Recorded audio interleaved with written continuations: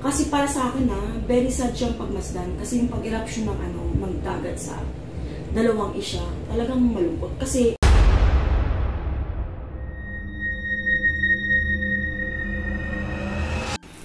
Hello po mga ka-PTV, sa video na ito ay tatalakayin natin ang mas lalong malakas na pagyani sa mga susunod na araw.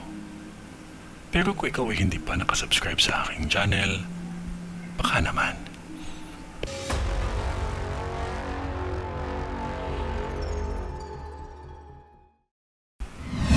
Mindanao.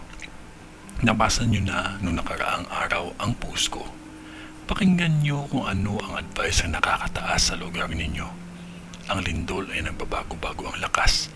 Kahit sabihin na 7.2, minsan nagbabago yan. Minsan pagsabi ng 7.2, naging 7.4, 7.1. Hindi minsan tugma. Ang mahalaga, manalangin kayo na huwag lalakas ang lindol. Ang pagtaas ng tubig at hampas ng alon, napaliwanag ko na yan sa inyo noon pa. Pero ang importante, ang malapit sa dagat, magsilikas muna. Lalo na sa Surigao, mas matindi ang sasapitin ng mga malapit sa dagat. Huwag kayo manghinayang sa bahay ninyo. Kasi okay lang yan, mas importante ang buhay.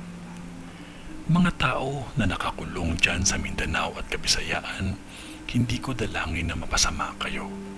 Kahit na kayo ay nakakulong sa mga kasalanan na nagawa na ninyo, mag-ingat kayo dyan sa kulungan nang maiwasan ang may masawi dyan sa loob.